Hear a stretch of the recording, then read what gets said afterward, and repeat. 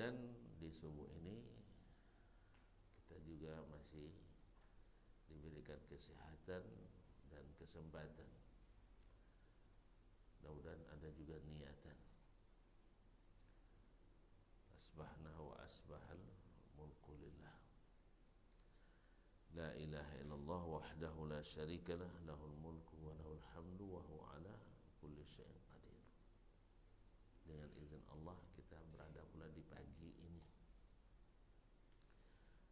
yang subhanallah dari semua sisi bangun di pagi ini mesti menguntungkan kita. Di sisi kesehatan, keberkahan, dan juga keimanan. Jazakallah khair. Berarti lama nampaknya. Ya, ada minumnya, cuma tentu tak ada. Baik. Ma'asyiral kiram yang dirahmati Allah. Datang ke sini subuh-subuh ini tanda keimanan. Karena berat. Sah? Kalau sendiri tak bisa kita pikul, tapi ramai-ramai terasa ringan. Datang ke sini salat subuh, berapa ya pahala yang salat subuh itu? Kira-kira aja. Susah dikira ya. Subhanallah. Yang salat sunatnya saja lebih baik dari dunia dan sisinya. Maka apapun profesi kita, sebaiknya dan lebih baik dari seluruh dunia dan seisinya, kita mulai dengan salat subuh dulu berjamaah. Ya. Alhamdulillah. Kemudian apa namanya pahala tadi, yang sunatnya saja lebih baik dari dunia dan sisinya. Subhanallah. Dunia isi apa aja isinya? Ya di situ ada para raja, ada para pemimpin, ada pengusaha, ada orang-orang hebat, pabrik-pabrik. Tapi dua rakaat salat sunat itu lebih baik dari semua itu. Makanya orang-orang yang paham dan mengerti, dia tak akan mau memulai harinya kecuali dengan salat subuh berjamaah. Ya, kalau dia presiden, dia mulainya pekerjaan dengan salat subuh berjamaah. Kalau dia raja, mulai dengan salat subuh berjamaah. Apalagi kita ini tidak ada juga yang dikejar kan? Tidak ada juga yang dikejar. Maka barakah kaum muslimin dan muslimat dirahmati Allah SWT, baik secara teori maupun secara aplikasi. Ada dulu saya kajian subuh, ipar saya karena segan terpaksa duduk. Biasanya selesai salat subuh dia pergi motong Pak Haji, motong gota. Apa bahasa sini ya? Motong juga? Motong gota.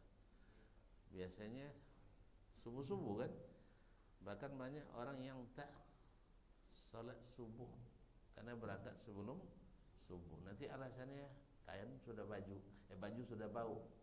Ya kalau sudah bau takung tu bahaya, tidak tertahan lagi. Akhirnya tidak salat subuh kadang. Tapi abang tu tetap duduk, tapi entah pikirannya entah pun, hanya jelas duduk saja. Itu kok pengajian. Yang dasman ngaji kan jarang sebentar kan? Atau mau sebentar pagi ini? Ini kan belum masuk kajian ini, baru mukadimah. Nah, kaum muslimin dan muslimat dirahmati Allah, duduk dia. Nah, setelah terbit matahari baru dia pergi. Biasanya selesai jam 11. Alhamdulillah, ini dia sendiri yang ceritakan, rahimahullah. Pagi itu sebenarnya saya ingin cepat juga, cuma malu sama kamu katanya. Akhirnya pergi terlambat, sejam lebih terlambatnya. Ya, alhamdulillah lebih cepat selesai dari biasanya. lebih cepat selesai dari biasanya. Terus tanya tambah kota enggak? Jadi kaum muslimin dan muslimat, yang kita kejar-kejar itu kadang-kadang tidak diberkahi Allah SWT, tapi dengan salat subuh berjamaah Allah berikan keberkahan. Maka yang kita kerjakan di rumah Allah ini kadang-kadang bisa mempersingkat yang kita kerjakan di luar dan menambah berkah. Datang ke masjid ini juga mendapatkan jaminan Allah Subhanahu wa taala. Ada seorang anak SD lupa bikin PR, mau dihukum oleh ibu gurunya. Lalu dia bilang, "Bu, ibu tak bisa hukum saya." Tanpa marahlah ibu kan. Sudahlah tidak mengerjakan PR, nak dihukum, membantah pula. Kenapa? Dia bilang, "Bu, saya tadi sholat subuh berjamaah." Memang apa hubungannya? Nabi bilang, "Man shalla subha bi jama'atin fa huwa fi zimmatillah." Barang siapa yang sholat subuh berjamaah dijamin oleh Allah. Saya dalam jaminan Allah, jangan coba-coba ibu. Subhanallah. Betul. Allah berikan, gerakkan hati ibu itu tidak mau dia melampaui sabda Rasulullah sallallahu alaihi wasallam. Ya, akhirnya dia maafkan. Besok jangan buat lagi ya. Maksudnya bukan buat salat subuh berjamaah, bukan. Jangan buat meninggalkan pekerjaan rumah lagi. Alhamdulillah. Jadi kadang-kadang menyelamatkan di saat kita butuhkan.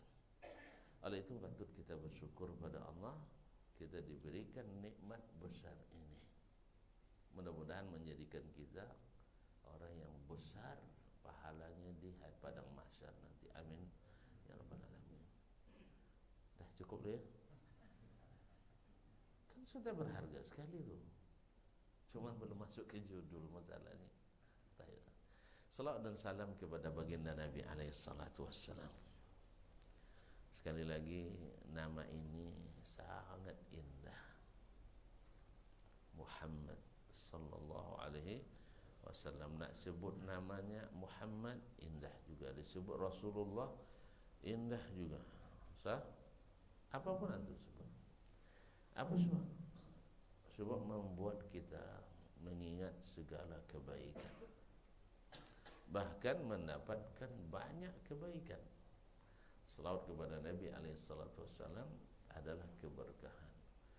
Oleh itu maka sering-seringlah kita mengingat dan membaca, serta ketika beramal kita pastikan kita ikut Nabi alaihissalam. Karena saksi satu-satunya yang akan menguatkan kita adalah Muhammad sallallahu alaihi wasallam. Kalau yang lain-lain nanti akan berbantah-bantah. Ya, macam kemarin saksi berbantah sama tersangka. Lama-lama nanti saksi jadi lama-lama nanti saksi jadi tersangka. Tidak mustahil. Makanya saksi yang betul-betul akan mengokohkan kita adalah Sayyiduna Muhammad sallallahu alaihi wasallam. Karena kalau dia bilang, iya, saya yang perintahkan, saya yang suruh, saya yang contohkan, maka langsung diverifikasi. Habis itu divalidasi, habis itu dikasih diberikan pahala yang lebih besar. Tapi kalau yang lain enggak, pasti akan berhenti pada tertolaknya amal kita bila tidak ada asal muasalnya dari Nabi Muhammad sallallahu alaihi wasallam. Kan banyak yang melakukan, tak usahlah berspekulasi. Dari sekian banyak orang berusaha, mana yang lebih banyak sukses atau gagal di dunia ini? Saya sudah 5 kali gagal jadi orang kaya. Iya, Comel jadi orang kaya 5 kali. Tahu Comel? Hampir jadi orang kaya. Dah 5 kali. Iya. Menurut buku Berani Gagal, ya maksimal 9 kali. Masih ada uji coba 4 kali lagi Pak Haji. 5 sudah gagal. hampir jadi orang kaya. Dia mau tahu juga angkanya? Nggak usah lah, kan tak jadi. Kan tak jadi. Kalau jadi luar biasa besarnya. Ya, alhamdulillah. Untung tak jadi. Sah?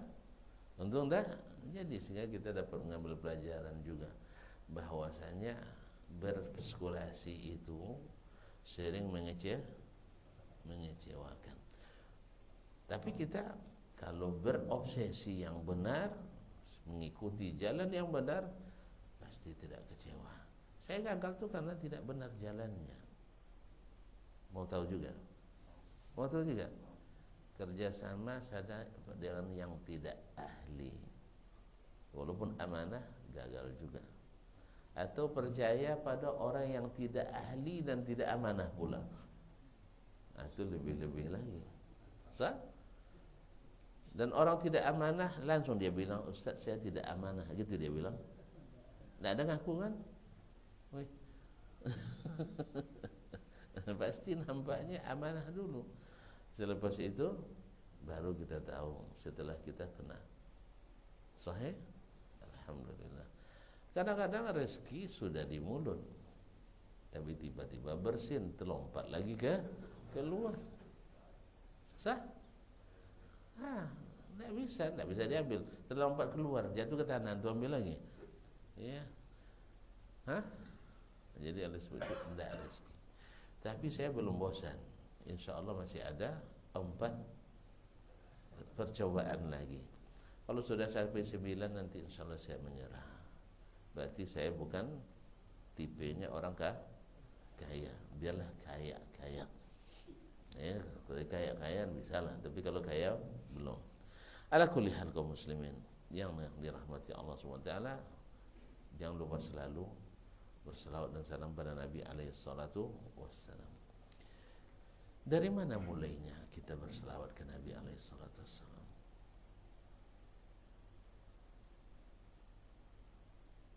Kenapa kita berselawat kepadanya? Boleh tak kita berselawat pada Rasman?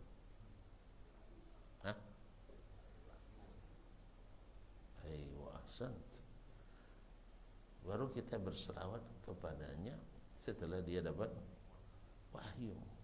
Karena sebelum dapat wahyu, beliau adalah manusia biasa. Manusia biasa walaupun punya kelebihan, tapi tidak punya kedudukan seperti kedudukan manusia yang dapat wahyu. Pertanyaan selanjutnya, kalau ada yang bisa jawab, angkat tangan saja. Kenapa atau apa perlunya kita dapat wahyu?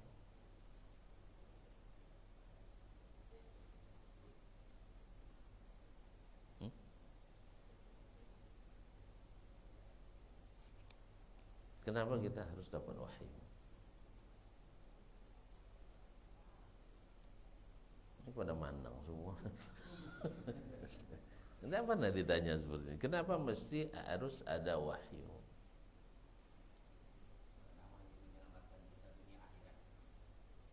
Wahyu menyelamatkan kita dunia dan akhirat. Ada dalil? Ya, antum ceramah sekarang tidak bisa pakai dalil. Kalau dulu di kampung-kampung asal apa kata Buya kita anggukkan kan. Kalau sekarang enggak, apa dalil ustadznya? Saya minta juga, apa dalil?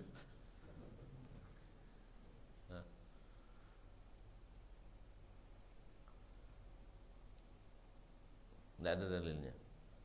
Pakai dalil akal aja lah dulu. Baik. Asal kita dari mana?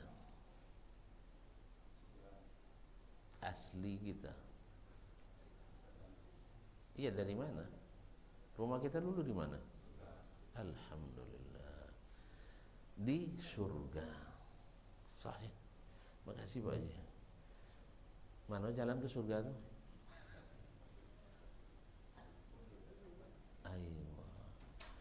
Kita tidak tahu jalan karena perjalanannya panjang sekali. Sahih? Perjalanan balik kampung itu, atau ketika dulu bapak kita, datuk kita Adam alaihissalam bersama nenek kita Hawa. Cuma sayang pula ikut pula iblis turun ke sini. Ya. Iblis turun juga ke sini ya. Betul kan? Kalau boleh berandai-andai, tapi la yus'alu amma yaf'al wa hum yus'alun. Andainya Allah turunkan iblis di Mars, awak di bumi, kira-kira gimana? Hah? Mana aman? Mana aman? Wih. Mana aman? Serius ini. Yang membuat kita berbantah itu siapa? Jangan salah-salahkan iblis. Iblis tak akan ngaku. Awak sendiri. Dia hanya mempromosikan, hanya mengiklankan, hanya sebagai marketing. Yang tanda tangan kontrak siapa? Nah, misalnya disuruhnya kita berjudi, sah?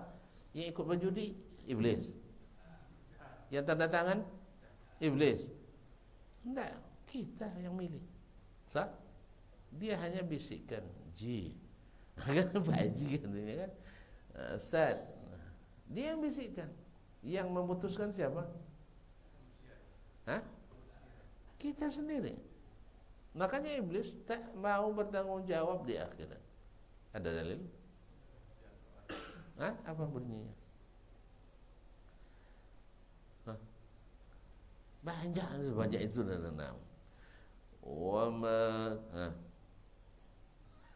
Lanjutkan. وقال الشيطان لما قضي الأمر إن الله وعدكم وعد الحق ووعدتكم فأخلفتكم وما كان لي عليكم من سلطان إلا أن دعوتكم فاستجبتم لي. Jadi ketika sudah diputuskan perkara bahwa kita bersalah, syaitan itu berkata, sesungguhnya Allah berjanji pada kalian. Lalu dia tepati janji itu. Sah? Ya, bikin masjid katanya. Lillah, karena Allah katakan, siapa yang bangun masjid lillah, aku bangunkan baginya istana di surga. Ditepatinya? Ditepatinya. Kalau syaitan, enggak. Wa wa'adtukum fa akhlaftukum. Saya berjanji juga kepada kalian, tapi saya mungkir janji sebab pepatahnya adalah jembatan biasa. Jembatan biasa? Dah lupa lagi pepatah. Jembatan biasa lapuk. Janji biasa mungkir. Ini pepatah ini sesuai dengan syaitan ini. Nah, jembatan biasa lapuk, janji biasa mungkir. Tapi Allah tidak suka orang mungkir janji. Nah, saya berjanji pada kalian, selalu saya pungkiri. Gimana dia tidak pungkiri? Tidak punya kuasa dia pada hari kiamat itu. Kan dia bilang, kerjakan aja lah besok, aku dari belakang kalian tuh. Sah? Tapi ketika OTT itu baru di dunia. Ketika tertangkap itu pada cuci tangan, lempar kesalahan pada yang lain. Iblis juga kemarin. Lalu dia kata, wa ma kana li 'alaikum min sultan, saya sedikit pun tak punya kuasa terhadap kalian. Kecuali apa? Illa an da'utukum fastajabtum li. Hanya sekedar mengusulkan, sekedar memasarkan, sekedar merayu-rayu kalian. Yang membuat keputusan siapa? Kita sendiri. Maka karena kita yang buat keputusan, kita yang bertanggung jawab. Tidak bisa salahkan gara-gara kamu saya tekan. Ya, salah sendiri. Kenapa dah? Kenapa ikut? Kenapa ikut? Nah disinilah kita pentingnya ada wahyu. Karena kita tidak tahu jalan selamat itu, tak tahu kita bagaimana menjadikan Allah ridha, bagaimana Allah memberikan rahmat kepada kita, kecuali melalui wahyu. Ada yang bisa bicara langsung sama Allah? Hah? Ada Allah bisa berbicara langsung sama tuan-tuan yang bisa bicara langsung sama Allah? Ya Allah, saya mau sholat ini, gimana caranya? Dengarkan baik-baik ya, gitu. Hah? Ada nih di Masjid Nurul Falah nih yang bisa langsung terima dari Allah? Ada? Ngaku aja lah. Iya, biar kita keluarkan. Ya, kalau ada yang ngaku dapat wahyu dari Allah, kadang-kadang dia bilang ada ilmu kasyaf, ya, terbuka hijab. Saya bilang tuh bukan ilmu kasyaf, tapi ilmu lemu ulu kasok. Ini orang Kampar tahu ulu kasok. Kan ulu kasok ni enggak. Puncak Kompe. Enggak tahu juga. Dekat PLTA aku tuh panjang tuh. Nah, Ma'asyiral kiram dirahmati Allah Subhanahu wa taala. Ada yang ngaku-ngaku bertemu dengan Allah, itu adalah syaitan. Nah, syaitanul ins. Jadi kita tidak memiliki akses kepada Allah langsung untuk mengetahui mana jalan yang harus dilalui kecuali melalui para nabi. Kenapa melalui para nabi? Karena mereka lah yang diberikan Allah wahyu.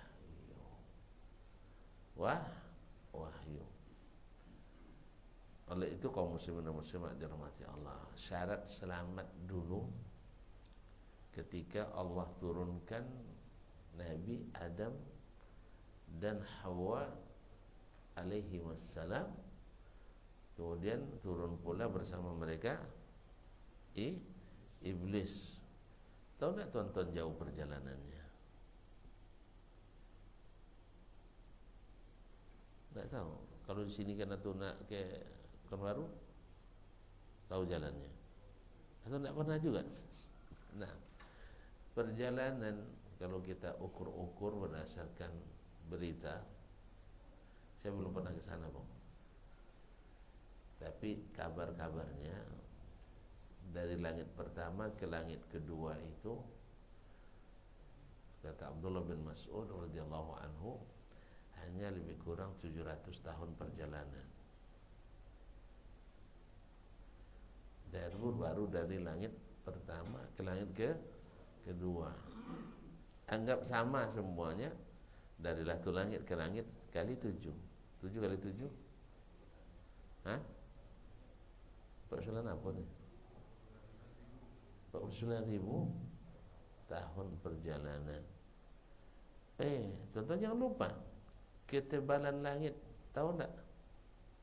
Langit itu tebal apa tipis? Berapa tebalnya? Kabar-kabarnya hanya 400 tahun perjalanan. Nah, kali pula 4. Kali 4. Kali 7. 4 kali 7 2.800 tambah 4 iya. Itu kelas sendiri. Nah, kira-kira kalau tuan-tuan berjalan sejauh itu, tersesat tak? Berjalan sejauh itu tanpa petunjuk, tersesat tak? Tersesat tak? Pasti tersesat. Dari Pekanbaru ke Bangkinang aja dah tersesat, wak. Dari Ranai ini ke mana ujungnya, ujung Natuna ni? Pengadah. Nah, kalau tak ada penunjuk, tersesat kita. Saya dari sini ke penginapan tak diantar, tersesat. Oleh sebab itu, ma'asyiral kiram dirahmati Allah SWT, semua orang yang mencoba meraba-raba, mengira-gira dan merasa-rasa untuk kembali ke surga, semuanya tersesat. Tidak sesuai dengan yang dia bayangkan. Berapa banyaknya aliran sesat di dunia ini? Banyak enggak? Berapa? Hah? Enggak terhitung. Subhanallah. Berapa banyak agama bikinan manusia, semuanya ingin masuk surga. Sehingga orang sesat pun menganggap aliran sesat tidak kan banyak pakar. Semua agama masuk surga. Apa sebab? Ya karena keinginan orangnya ingin masuk surga. Termasuk aliran-aliran sesat dalam agama kita. Dan ada enggak orang Islam yang tersesat? Banyak juga. Kenapa? Hah? Kenapa? Karena kalau tidak ngikuti wahyu namanya apa? Langsung jadi setan ya. Kalau tak ikut wahyu namanya apa? Itu hasilnya sesat. Wahyu itu di mana letaknya? Wahyu itu terdapat di mana? Al-Quran dan Sunnah. Makanya orang yang tak sesat namanya as-Sunnah. Yang tersesat?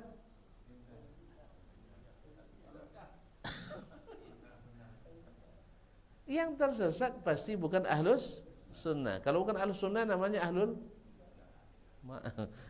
hati-hati. Hati-hati. Semua kesesatan lahir dari bid'ah. Bid'ah apa namanya? Hasanah. Tidak tahu tuan-tuan. Jadi mohon maaf terpaksa panjang kaji. Saya nak nanya kepada tuan-tuan, kenapa orang-orang Yahudi yang dulunya Islam menjadi agamanya Yahudi? Paham pertanyaan enggak? Orang Yahudi itu dulu orang apa? Nabi Musa apa agamanya? Itu aja kerepot. Nabi Harun apa agamanya? Islam. Nabi Nuh apa agamanya? Islam. Kok jadi agama Yahudi? Ada agama Yahudi Allah turunkan? Tidak ada. Allah turunkan hanya Islam. Inna dina indallahil Islam. Wa man yabtaghi ghairal islami dinan fala yuqbala minhu wa huwa bil akhirati minal khasirin. Tidak ada agama yang diterima di sisi Allah kecuali Islam. Kok banyak agama?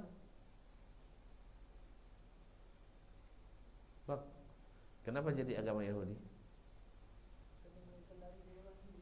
Kalau lari wahyu apa nama?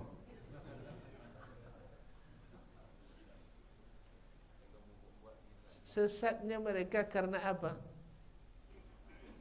Karena wahyu. Karena bid'ah, betul. Kenapa ragu abang bilang? Karena bid'ah. Sebab ketika mereka membuat bid'ah dalam agamanya, mereka sengaja sesat. Kita sengaja merubah agama ini supaya sesat. Ada gitu? Pasti semuanya mengatakan bid'ah hasanah.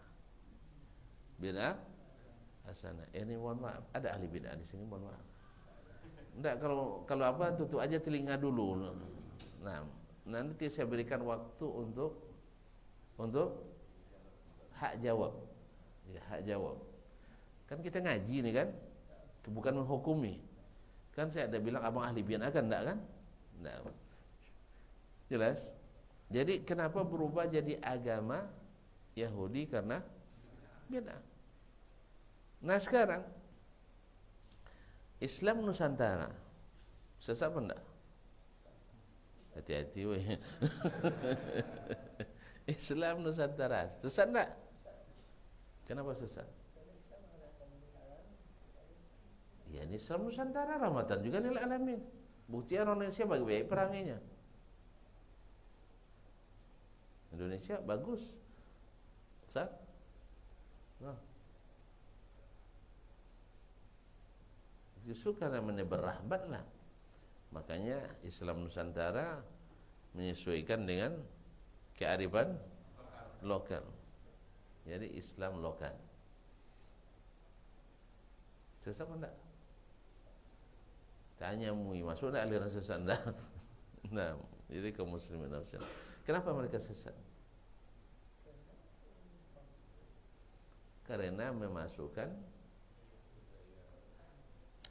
masa enggak boleh masuk budaya? Antum nak menghapus budaya? Ya Syekh, budaya apa salahnya? Karena memasukkan bid'ah dalam agama. Apa bid'ahnya? Bid'ah Nusantara. Bid'ah Nusantara. Tujuan mereka baik atau buruk? Baik, maka dinamakannya bid'ah hasanah. Nah, semakin dominan nanti kearifan lokalnya, maka semakin hilang Islamnya. Besok tinggal lagi agama Nusantara, hilang Islamnya. Sama Yahudi. Dulu Islam Yahudi, habis itu jadi Yahudi. Karena bid'ah hasanah. Oleh sebab itu bikin bid'ah bagus apa tidak? Kenapa? Orang banyak suka loh. Masa yang minoritas mengalahkan yang mayoritas? Nah. Jadi kaum muslimin dan muslimat dirahmati Allah SWT, agama kita ini bahan aslinya adalah wahyu. Ketika dimasukkan bahan-bahan sintetis, itu bahan sintetis, KW, walaupun KW 1, ada KW 1, ada KW 2, KW 3 sampai KW berapa? Hah? Sampai 10 KW-nya. KWH. Jadi kaum muslimin dan muslimat dirahmati Allah. Semakin banyak KW-nya semakin lemah. Dan semakin lemah semakin kurang nilainya. Sah? Sehingga agama kadang-kadang di mata masyarakat yang banyak KW-KW-nya tidak terlalu tinggi nilainya. Sahih? Betul salah tu saya. Ini bawa agama sekalinya. Sah? Ini bukan ruang agama ni, ini ruang macam-macam lah alasannya. Tapi kalau orang yang bahan asli agamanya, asli bahannya dari wahyu, woi, agama bagi mereka adalah di atas segalanya. Jelas. Kalau tak tuan-tuan bilang jelas, tak selesai kajian kita. Ia harus jelas. Kalau tidak mau saya selesai. Ya, ini targetnya di luar terang, di dalam jelas. Ini luar dah mulai terang tuh. Tapi dalam belum jelas, itu masalahnya. Jadi belum kita bisa selesai. Ngantuk. Yang paling ngantuk tunjuk tangan. Alhamdulillah aman. Kecuali adik kita ni dah mulai ngantuk. Baiklah kaum muslimin. Jadi wahyu sampai Nabi sendiri sallallahu alaihi wasallam disebut oleh Allah Subhanahu wa taala tidak tahu Alkitab, tidak tahu bagaimana perincian beriman kepada Allah sampai diturunkan kepadanya wahyu. Wa kadzalika auhayna ilaika ruhan min amrina. Naam, min amrina. Ma kunta tadri mal kitabu walal iman, walakin ja'alnahu nuran nahdi bihi man nasha'u min ibadina wa innaka la tahdi ila siratin mustaqim. Demikianlah kami wahyukan kepadamu ruhan min amrina, ruh Apa yang dimaksud dengan ruh di sini? Wahyu. Kenapa wahyu disebut ruh? Karena dialah yang menghidupkan agama, menghidupkan iman. Semakin kurang wahyu, semakin kurang iman. Makanya orang-orang yang beragama lebih banyak dengan pikiran, takkan sekuat orang yang beragama dengan wahyu. Jelas? Orang yang beragama dengan pikirannya semuanya disortir. Tidak nampak semua tuan-tuan? Disuruh, kalau orang dengan wahyu, sampai sendal pun dipakai, tidak mau dia pakai kecuali dengan kaki kanan, dilepas dengan kaki kiri. Masuk masjid kaki kanan, keluar kaki kiri. Masuk toilet tangan, kaki masih, alhamdulillah, kaki kiri. Jadi semuanya sudah terformat dengan wahyu. Tapi orang dengan pikiran, apa pula beda-bedakan ini. Sah? Apa beda kaki kanan, kaki kiri. Ada keponakan, saya tengok dia sedang makan pakai tangan kiri. Woi, makan tangan kanan lah sayang. Apa guna ciptakan Allah tangan kiri mamak katanya. Nampaklah. Jadi mamak yang doktor itu pasal diam. Sebab dia memakai pikirannya. Sedangkan kita memakai wahyu. Saya ingat lagi, jangankan saya, Nabi Nuh, anaknya dulu, ya bunayyar kam ma'ana, wahai anakku, ayo naik kapal ini. Ini pakai wahyu kan? Pakai wahyu. Kan siapa yang naik kapal selamat. Tapi anaknya pakai pikiran. Apa dia bilang? Qala sa'awi ila jabalin ya'simuni minal ma'. Ya, saya akan berlindung ke gunung. Tidak perlu naik kapal ayah itu. Dalam suasana banjir bandang topan seperti itu, masih juga pakai pikiran. Nampak tuan-tuan? Kan sudah sampaikan janji Allah pasti datang. Nah, sekarang sudah datang, masih juga dipakai pikiran. Lalu ayahnya ingatkan, la asimal yauma min amrillah illa man rahim. Tidak ada yang bisa melindungi orang dari azab Allah pada hari ini kecuali yang dia rahmati. Tapi tetap dia ngeyel. Selamat apa tidak? Wahala bainahumul mawju fakana minal mughraqin. Akhirnya dia tenggelam. Kenapa dia berpikiran? Karena pengalaman selama ini secara empiris ya, sejarah, tak ada banjir yang menenggelamkan gunung. Sah? Jadi dia ikuti itu pengalaman itu, sejarah. Tidak ada dalam catatan sejarah banjir sebesar apapun menenggelamkan gunung. Dan secara kajian akademis, ini serius ini. Menurut tuan-tuan, air yang ada di laut, kemudian yang hujan, debit hujan yang akan turun berdasarkan hitungan BMKG, kemudian air-air yang disimpan di perut bumi, menurut hitung-hitungan ilmiah akademis, cukup tidak untuk menenggelamkan gunung? Ayo, yang pernah belajar ekologi dan ekosistem, ayo. Kayaknya nggak pernah belajar nih. Iya, tidak cukup. Makanya Kan'an bertahan dengan kajian akademis. Dia lupa bahwasanya kajian akademis itu hukum umum yang Allah ciptakan pada alam ini. Air yang akan turun dari atas laut yang ada itu tidak cukup untuk menenggelamkan gunung-gunung. Kalau cukup dah lama tenggelam kita. Sah? Berapa ribu meter di atas DPL di atas. Keluarkan air di perut bumi dan air gunung tidak akan menenggelamkan gunung. Makanya Kan'an mempercayai itu. Akhirnya selamat atau tidak? Tidak. Itulah sebabnya kaum muslimin dan muslimat perlu wahyu. Nah, kenapa judulnya dari wahyu, berawal dari wahyu, akhirnya bertauhid. Mau cerita panjang apa sih pendek? Abang sendiri yang mau panjang, orang ini mau pendek. Hari ini hari dinas ini, sah? Kerja WFH atau WFO bang? Kerja di kantor atau di rumah? Nah, nanti saya kena marah sama Pak Presiden. WFH kan? Hah? WFO? Astagfirullah, jam berapa masuk? Masih ada waktu. Amat. Saya pendekkan aja lah ya. Nah, kaum muslimin dan muslimat dirahmati Allah SWT.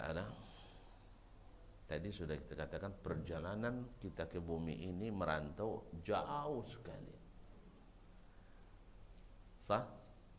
Dan pulangnya mesti ada petunjuk. Ya, kalau misalnya kita dari suatu daerah ke daerah lain ada map Google-nya. Kadang-kadang banyak juga yang korban map map Google. Saya pernah mengalami itu, diikuti oleh 3 mobil di belakangnya. Masuk gang buntu. Allah musta'an. Orang paket kadang sering juga sampai marah-marah sama istri gara-gara map Google, tidak sampai ke rumah, ke gang buntu sampainya. Salah sendiri Google, bukan awak yang salah. Sah? Nah, Allah musta'an. Jadi kaum muslimin dan muslimat, apalagi perjalanan yang tadi jauh sekali. Sah? Sah? Dan nampaknya berdasarkan pengalaman, berdasarkan fakta, tidak ada yang bisa menembus batas-batas langit itu kecuali dengan izin Allah Subhanahu wa ta'ala. Jadi nampaknya kalau nak balik bang, tidak bisa dengan pikiran, tidak bisa dengan pengalaman, tidak masuk dengan logika, karena dia di luar daripada nalar. Kecuali kalau kita memang langsung ke sana. Awak nak pergi pula Mi'raj, tidak keluar SPPD, ya. Karena Mi'raj yang dapat itu kan hanya Nabi alaihissalatu wassalam. Ada Abu Bakar Mi'raj? Umar? Tidak. Tidak ada yang bisa Mi'raj kecuali yang Allah berikan izin. Mana tahu nak nengok-nengok kapling kita di surga, mana tahu kan? Ya. Atau jangan-jangan kaplingnya, na'udzubillah, sampai sana tidak ada nama awak ni, na'udzubillah. Hati-hati kita. Ma'asyil kiram. Makanya ketika Allah turunkan Adam, Hawa, Allah beritahukan pada mereka, fa imma ya'tiyannakum minni huda. Besok apabila datang kepadamu dariku petunjuk. Dan petunjuknya untuk apa? Untuk balik, pulang. Tidak ada tentu yang tidak mau pulang lagi ke surga. Ada yang tidak mau pulang weh? Tidak ada, semua kita mesti balik. Inna lillahi wa inna ilaihi raji'un. Sesungguhnya kita milik Allah dan pasti kembali kepada Allah. Wattaqu yawman turja'una fihi ilallah. Takutlah kalian pada hari itu kalian dikembalikan kepada Allah. Nah, ketika kembali itu kita ingin dalam keadaan terluka atau dalam keadaan nyaman dan aman? Tentu nyaman dan aman. Kalau orang berjalan tersesat sana kemari sampai ke akhirat, nyaman atau tidak? Apalagi perbekalan di jalan habis pula, pasti teruk sampainya. Tapi ada yang selamat sampainya dengan tenang, aman dan nyaman. Siapa mereka? Faman tabi'a hudaya fala khaufun alaihim wala hum yahzanun. siapa yang mengikut petunjukku tak perlu takut, tak perlu khawatir, sampai dengan selamat.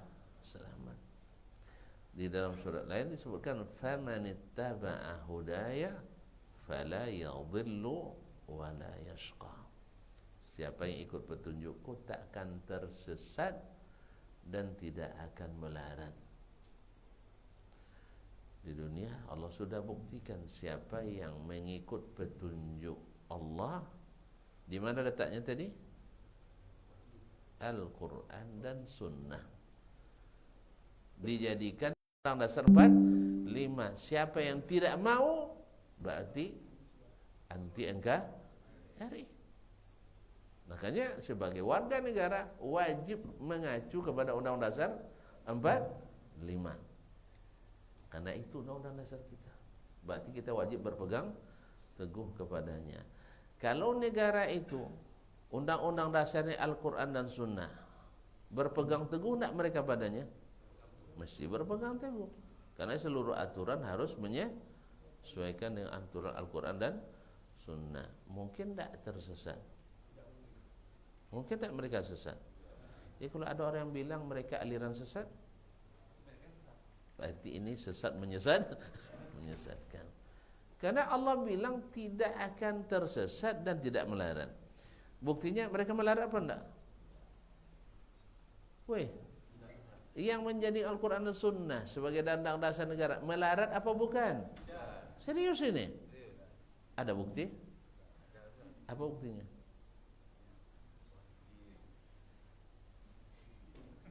Nggak payah-payah dah ji. Datang mereka ke negeri lain, termasuk Indonesia. Mereka menawarkan uang. Sah? Kalau orang kita datang ke negeri mereka, minta uang dari rakyat biasa sampai ke presiden. Sah? Kalau sempat Pak Presiden kita kunjungan ke Arab Saudi, biasanya nawarkan uang atau minta uang? Serius weh. Pasti mencari investor untuk menanamkan modal di negeri kita ini. Tapi kalau Raja Salman yang datang ke Indonesia, mereka menawarkan investasi. Berarti mana yang banyak PT? Wih, mana yang banyak PT? Mereka atau kita? Mereka. Kenapa? Al-Quran dan Sunnah dipegang teguh, tak akan melarat. Saya tanya, mana yang lebih subur mereka dari kita? Subur kita. Tapi mana yang lebih swasembada mereka atau kita? Hah? Kita apa saja ditanam, tongkat pun ditanam jadi tanaman. Lagu ini ya. Dan benar itu, tongkat pun kan batang ubi kan jadi tongkat tuh. Dilempar dimanapun tumbuh. Sah? Tapi kita masih impor ubi dari padi, beras ditanam. Nah, tapi kita impor beras juga. Gula dari tebu. Apapun ditanam tebu, tumbuh. Tapi gula impor lagi. Yang anehnya garam pun diimpor. Padahal kita air garam itu sekitar kita semuanya. Allahumma musta'an. Kenapa? Tadi mungkin keberkahan tidak ada. Tapi mereka Masya Allah kurma. Tonton pernah tak kirim rambutan gratis ke Arab Saudi? Katanya melimpah produknya. Sah? Tapi mereka sering tak kirim kurma gratis kepada kita? Sering. Sesat. Gimana? Sesat tak mereka? Sesat tak mereka? Makanya Alhamdulillah di sana tidak ada aliran sesat yang eksis. Kalau di negeri kita,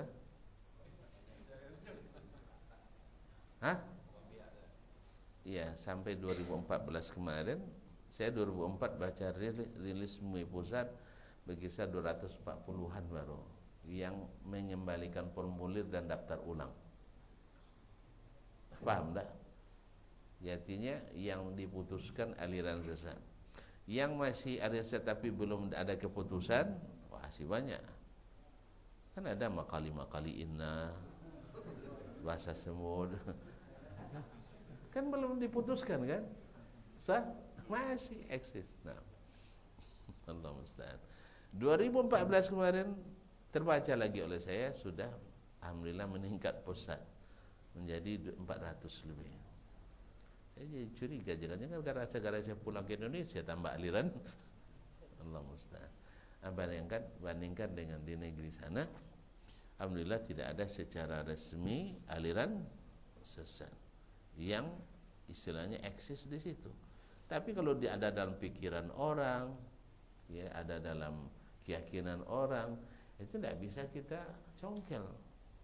Yang bisa dilarang itu kan adalah ada terorganisir, ada jemaahnya, ada ormasnya, ada ininya. Tapi alhamdulillah di sana nihil.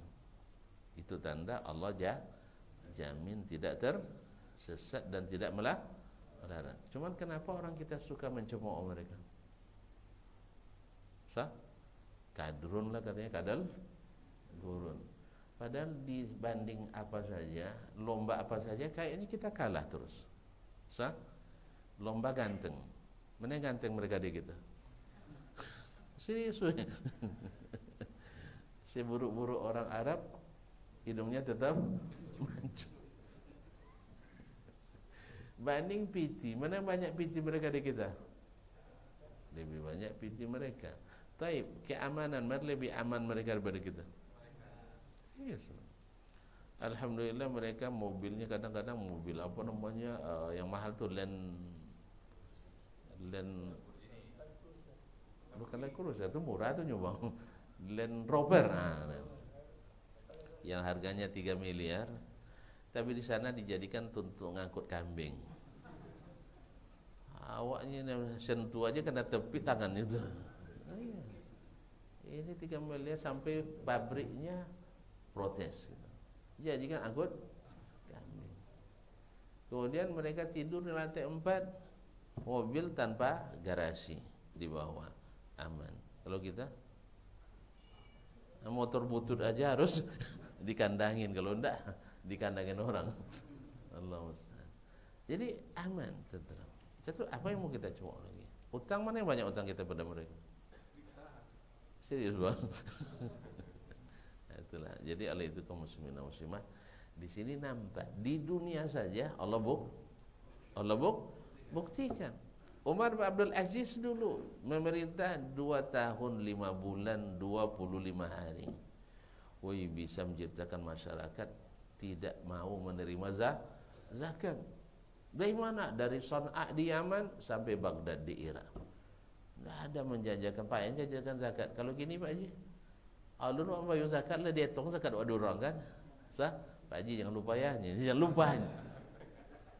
Yang parahnya bukan orang Natuna aja minta, sampai orang tadi mana-mana nelpon tuh, Ustaz jangan lupa zakat ya, katanya awak nak lupa zakat, tak zakat. Jadi negeri kaya raya, cuman wallahu alam nampaknya belum berkah karena banyak menyimpang dari wahyu. Nah, wahyu itu tentu berguna untuk membimbing kita kaum muslimin untuk menjalankan visi dan misi kehidupan. Visi kita jelas, balik kampung dengan selamat, sah? Karena saya yakin tuan-tuan tidak mau melarat pulang kampung.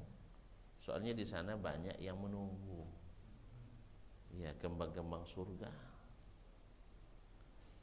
Tidak menarik bagi abang kembang-kembang surga, kembang desa aja abang menarik. Apalagi kembang surga, bidadari, taman-taman yang indah, istana-istana megah. Tidak ada capek, tidak ada sakit. Sah? Istri kita tidak ada berhalangan. Kalau sekarang sering berhalangan. Sah? Kawan sedang on fire, tiba-tiba ini satu cuma. Di sana ramai enggak istrinya? Itu enggak takut cemburu? Enggak, semuanya sudah hilang. Semua yang menyakitkan hati itu sudah dicabut oleh Allah Subhanahu wa taala. Wa naza'na ma fi sudurihim min ghillin. Semua penyakit yang ada dalam dada itu sudah hilang. Tidak ada lagi cemburu, tidak ada hasad, tidak ada iri, tidak ada dengki. Dan ibu-ibu jangan risau. Asal masuk surga mengalahkan bidadari. Mereka lebih cantik bang.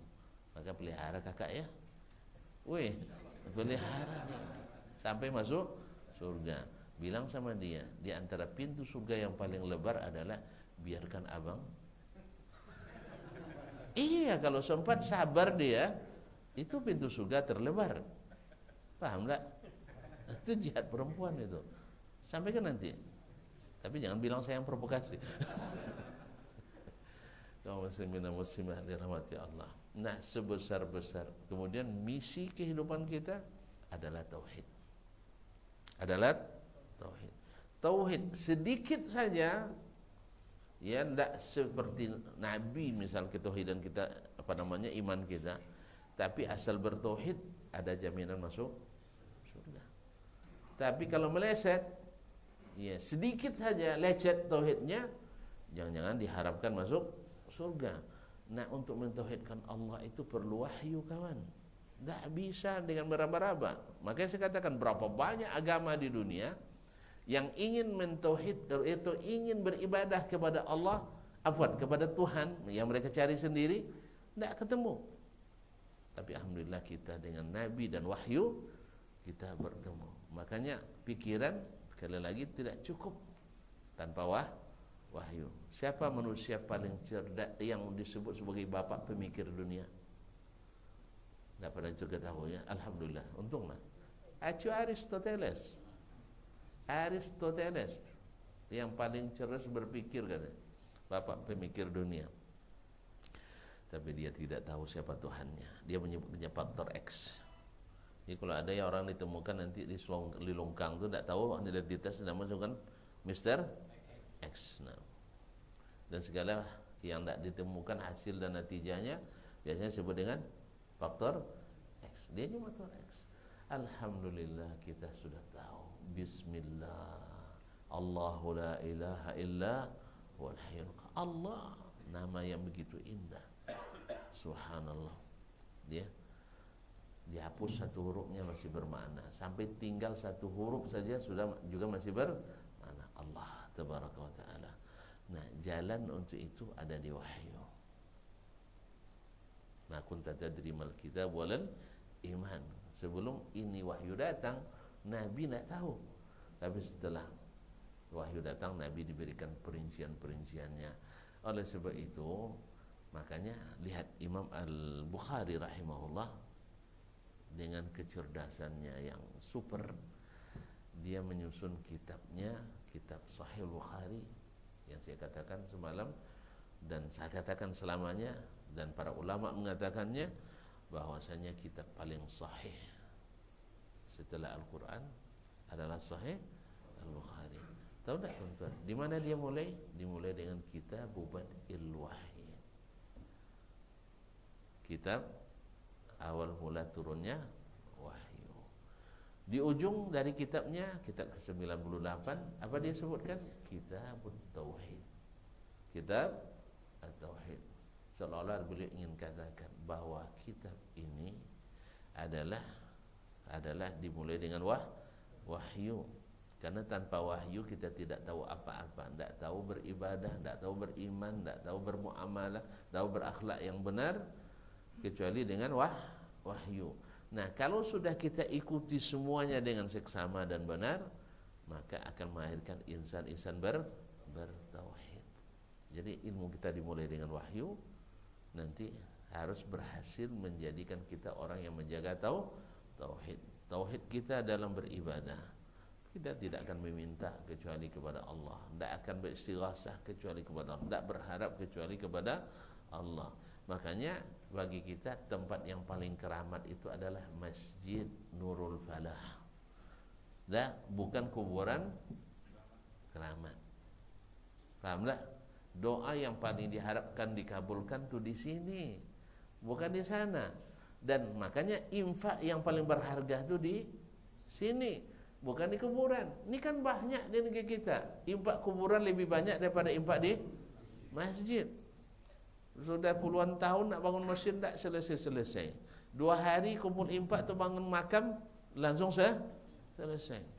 Masya Allah, lihat tu kuburan Khomeini, kabarnya 6 miliar dolar biayanya, langsung cair. Awak nak minta untuk Masjid Istiqlal 6 miliar dolar boleh tak ya? Alasan efisien. Efisien. Coba bayangkan. Makanya tak jarang kita temukan, Masya Allah, kotak impaknya 1,5 meter dalamnya, tenggelam orang dalam tu. 2, tak sampai setahun penuh. Ya. Ada pula kuburan wali, Masya Allah, setahun penghasilannya 5 karung beras padi, bukan karung kerupuk. Abang tahu beda karung padi dengan karung kerupuk? Abang tak pernah bersawar ya? Itulah. Karung padi ketika diisi dipadat, masuk ke dalam karung diinjak-injak supaya padat isinya. Sah? Tapi kalau karung kerupuk nah bisa dipadat, hancur ya. Jadi duit yang dapat di kuburan wali itu 5 karung padi, bukan karung kerupuk di badan. Sesuatu yang tak kita dapatkan di masjid. Kenapa? Karena tauhid masalah. Karena tidak dibangun di atas wahyu, tapi dibangun atas pikiran, pengalaman dan perasaan. Mudah-mudahan Allah jauhkan kita dari hal tersebut. Maka banyaklah belajar wahyu, Al-Quran, hadis, Al-Quran, hadis. Kemudian dengan pemahaman mereka yang dijamin kesahihannya, yaitu generasi as-salafus salih, para sahabat yang mengikut Nabi alaihi salatu wassalam. Ya salam. Dengan demikian saya ucapkan salam. Ya, saya ucapkan salam. Tadi seperti saya janjikan ada hak jawab. Nah, kalau ada yang mau klaim atau protes atau perlu klarifikasi, saya beri waktu sebelum saya pergi, supaya nanti setelah pulang banyak terpapul sampai ustaz. Dan jangan gitu, daripada bertemu di akhirat nanti lebih baik sekarang kita akhiri. Nah, ada? Nah, ini klarifikasi atau apa sifatnya ini? Hah?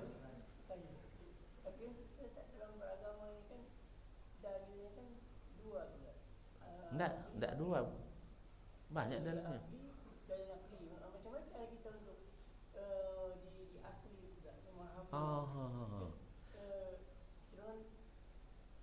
Yang saya pernah belajar, dalam beragama ini kita punya 2 dalil. Iya.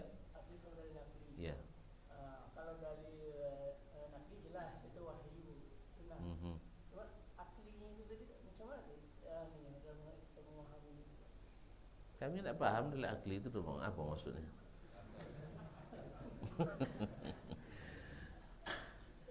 Kaum muslimin dan muslimat dirahmati Allah. Akli kepada akal, al-aql, itu dalil akal. Saya katakan dalam beragama, dalil akli itu masuk tak dalil syariat?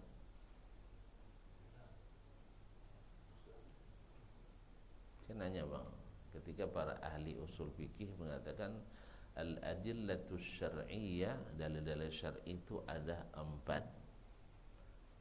Apa? Al-Quran, As-Sunnah, Al-Ijma', Al-Qiyas. Mana dalil aklinya?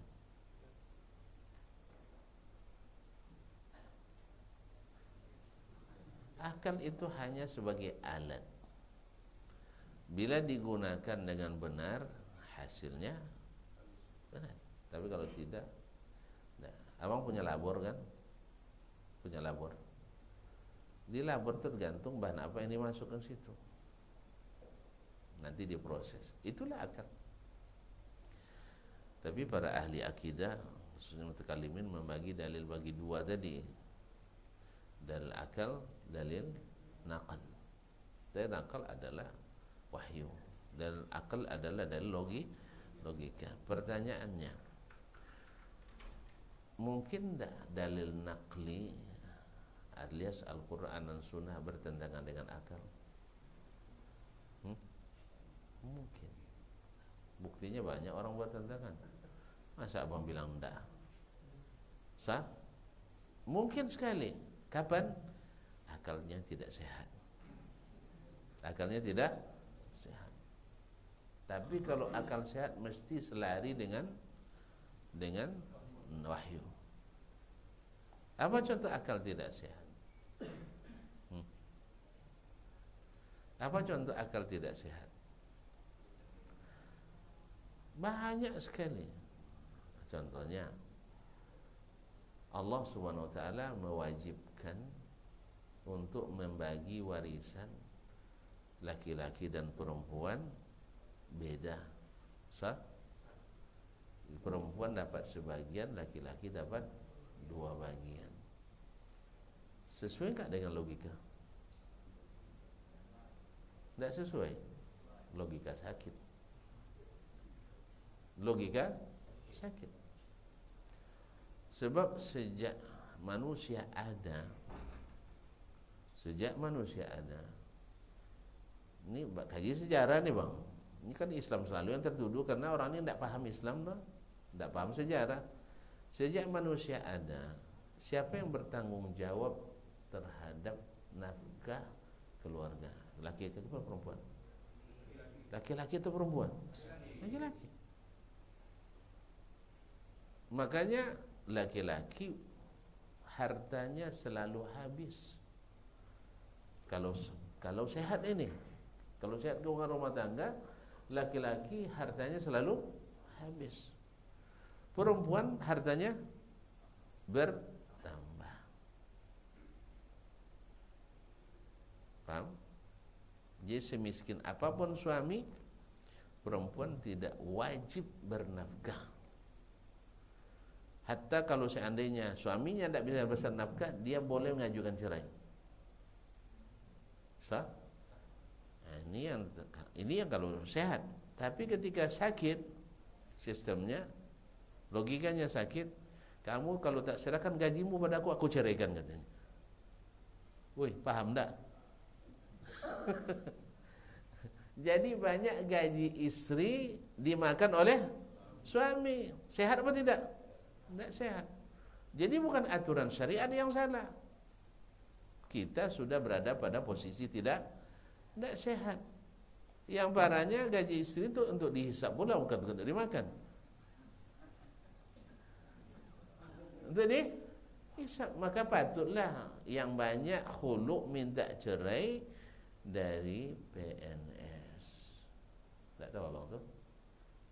Tanya tu orang KUA tu, tanya orang-orang agama. Kasus khulu yang paling besar didominasi oleh ibu-ibu. Khulu tahu? Istri minta cerai. Yang rata-rata adalah PNS, khususnya guru dan dosen. Gara-gara sertifikasi, istri gajinya lebih besar dari suami, dan suami tidak bertanggung jawab. Duit istri dah habis dipakainya, kadang tanpa izin maksa pula. Kalau kau tak beri, aku ceraikan kamu katanya. Akhirnya kalau sering dia kalimat cerai, aku yang minta cerai katanya. Allah musta'an. Ya bang. Jadi akal itu tidak mungkin berbeda dengan wahyu, kecuali akal yang sudah tidak sehat. Akhirnya mulai orang berlogika lagi. Kalau begitu, maka disamakan hak laki-laki dengan perempuan. Qul ati'allimunallaha bidinikum. Kalian nak ngajar Allah tentang agama kalian. Bukan dia berusaha untuk menyesuaikan dengan Al-Quran dan hadis, tapi dia ingin mempreteli Al-Quran dan hadis. Paham? Jadi tidak mungkin bertentangan antara dalil akli dengan dalil nakli, kecuali dalilnya tidak sahih naklinya, atau akalnya tidak sehat. Untuk lebih jelas, abang punya buku Dar'u Ta'arudul Akli wa Naql. Tidak banyak, 14 jilidnya. Iya, baca di situ Syekhul Islam Taimiyah menjelaskan. Ya. Enggak, kalau nanti abang sempat ke Pekan, kita baca berdua. Dar'u ta'arudul aqli wan naqal. Takkan mungkin bertentangan kecuali akal tidak sehat atau dalil tidak sahih. Tidak mungkin. Karena Allah yang mengatur itu semua pasti sesuai dengan logika. Nah, wallahu musta'an. Belum masalah keyakinan. Jelas bang? Belum tuh, saya paham tuh, belum. Nanti kita sambung. Dah, ada yang lain? Nah. Assalamualaikum warahmatullahi wabarakatuh. Saya bertanya Ustaz, bagaimana kita sholat subuh yang di masjid ada kunut subuh, apakah kita mengikuti imam atau gimana Ustaz? Innama ju'ilal imamu liyutamma bihi. Imam diadakan supaya diikuti. Dah, selesai. Karena imam kunut aja. Sah? Nah, karena dia harus diikuti. Cuma dalam masalah ini kan saya selalu punya kaidah, bila keluar dari jalur utama kebijakan tidak sama. Jalur utama Nabi SAW salat subuh atau salat apapun tidak selalu atau tidak merutinkan berkunut. Ini jalur utamanya. Nabi berapa kali salat? Hitunglah. Nabi berapa kali salat? Ya kita hitung. Biar tahu tuan-tuan. Hah? Salat turun 3 tahun sebelum hijrah, berarti 3 tahun. Tambah di Madinah 10 tahun, berarti 13 tahun. 13 tahun berapa hari? Saya bantulah, kali 360 hari, 3.603 hari. Berapa kali Nabi salat sehari? Kali 5 kali. Alhamdulillah, 18.000 3 kali. Nabi pernah berjamaah? Oh, jemaah terus. Alhamdulillah. Mana tahu kan sekali-sekali aja jemaahnya. Dia selalu berjamaah. Kalau beliau selalu berjamaah, hafal enggak orang dengan sholat Nabi? Hafal tentunya. Apa yang dia baca? Kemudian kapan dia berkunut? Hafal enggak orang? Hafal. Alhamdulillah. Para sahabat itu atau sahabat meriwayatkan Nabi tak pernah berkunut itu kecuali hanya satu bulan. 1 bulan berapa kali subuh? Ya 30 kali lah, gitu aja. 30 kali atau 29 kali dari 18.000 lebih. Berarti kalau demikian, mana yang asal? Jalur utamanya apa? Tidak kunut. Makanya kita nyaman aja kan, tidak ada pertanyaan tadi, Ustaz boleh kunut atau tidak? Kan tidak ada yang nanya tadi kan? Karena saya tidak kunut tadi kan? Sah? Imam sebelumnya kunut tidak? Tidak juga. Kenapa? Karena berada di jalur utama. Antum kalau berada di jalur utama, bawa kendaraan, tidak akan ditanya sama Pak Polisi, sah? Tapi ketika masuk ke jalur-jalur yang pasti akan ada polisi razia jalan tol, jarang kan? Pasti di simpang-simpang dia razia. Sahih? Karena potensi pelanggaran itu ada di simpang-simpang. Misalnya helm belum dipasang karena masih masuk dari jalan kampung kan? Nah, demikian juga dengan agama ini. Jalur utama aman. Tidak ada orang berdebat dulu gara kunut. Tapi setelah banyak yang keluar dari jalur utama menjadikan kunut sebagai suatu, kadang sebagian kewajiban. Buktinya ini hafiz 30 juz, tidak boleh jadi imam. Sebab tidak kunut. Ini hafaz juz 30 selalu jadi imam. Suaranya tidak bagus juga. Tapi kenapa? Karena aku kunut. Jadi seolah-olah kunut lebih utama dari hafalan, kunut lebih utama dari bacaan. Ala kulli hal, hanya keluar jalur utama. Maka dalam hal ini ulama tidak sama kebijakannya. Ada yang mengatakan ikut imam. Jelaskan dalil tadi, inna maju ilal imamu liyutamma bihi. Imam dijadikan supaya diikuti. Ada lagi mengatakan enggak. Kalau antum berpendapat bahwa kunut tidak disyariatkan secara terus-menerus, maka tidak mesti mengikuti imam. Kenapa? Karena dalam keyakinan antum itu adalah tidak syar'i. Kalau menggarut imam, ikut kita menggarut? Hah? Kalau imam mendaham, ikut pula mendaham? Tidak. Jadi sama kedudukannya dengan itu. Bagi sebagian sah, karena ada yang mengatakan di antara 5 pendapat itu ada yang mengatakan kunut subuh berterusan adalah bid'ah. Yang satu bilang wajib, yang satu bilang bid'ah. Nah, oleh sebab itu antum pendapatnya yang mana? Wajib bid'ah? Hah?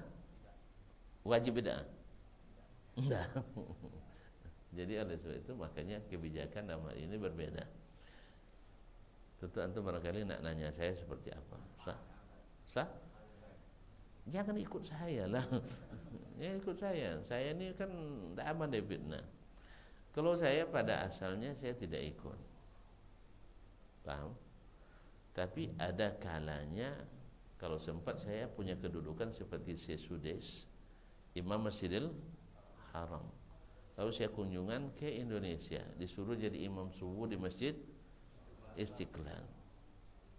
Mungkin maslahat dakwah menginginkan, maslahat ukhuwah mengharuskan saya harus kunut.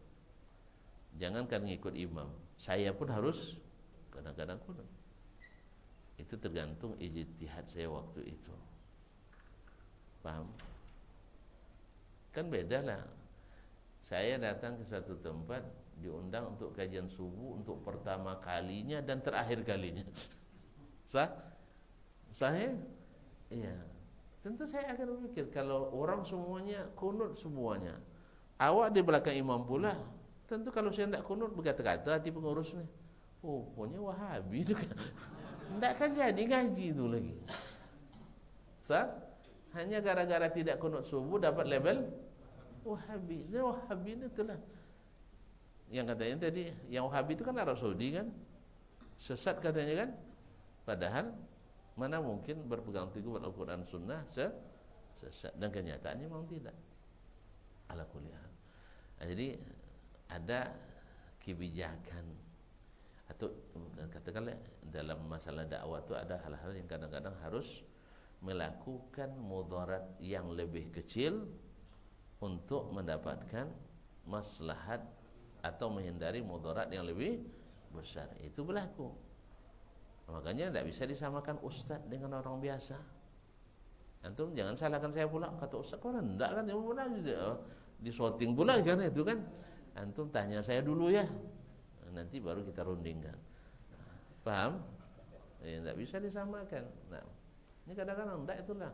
Ustaz saya tengok kemarin duduk sama Encing Peng katanya kan. Jadi karena duduk sama presiden komunis pula saya gara-gara itu. Nah, ini yang tak boleh. Jelas? Ini tanpa menyamakan ya. Jadi kalau seandainya hukum asalnya itu tidak disyariatkan secara terus menerus. Tapi kalau seandainya kita berhadapan hal seperti itu, maka tadi saya katakan terjadi 2 pendapat ulama sendiri. Rata-rata guru kami di Madinah dulu mewasiatkan untuk ikut, mengikuti imam. Ada sebagian mengatakan tidak. Wallahu ta'ala alam. Baik. Mak bersambung lagi. Ketika kita tidak mengikuti imam berkurun, apakah ada niat dalam hati kita berlepas dari imam ketika? Tidak berlepas. Tidak berlepas. Ini kan misalnya sama dengan kita, misalnya kita sholat 4 rakaat. Misalnya mana tahu kan? Lalu imam ternyata sholat,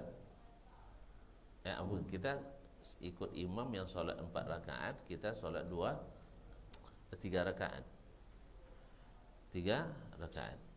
Ada contoh, misal kita datang ke suatu tempat, niatnya tadi jamak takhir maghrib dan Isya. Maghrib dan Isya. Nah, maghrib kan 3 rakaat.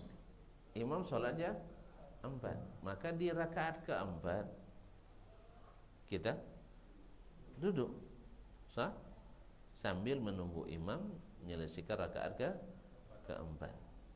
Kenapa kita tidak naik? Berarti tambah ya maghrib jadi 4, tidak boleh.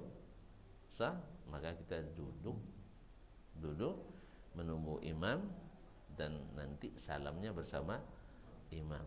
Ini bagi yang mengatakan tidak boleh keluar dari imam sampai imam selesai. Ada juga yang fatwakan tak, kita langsung tahiyat dan salam, kemudian naik rakaat pertama bagi 4 itu ikut solat Isya. Tapi saya tidak setuju dengan pendapat ini, karena pada asalnya mendahului imam membatalkan solat. Sekarang kita salam sebelum imam. Nah, kasusnya sama Pak Haji, apa kita berpisah atau tidak? Tidak ada mufaraqah.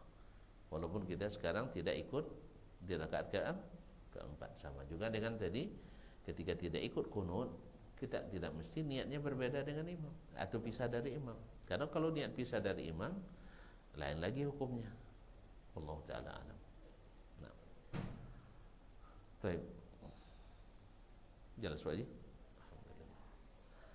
Tapi barangkali di luar sudah terang, dalam sudah jelas.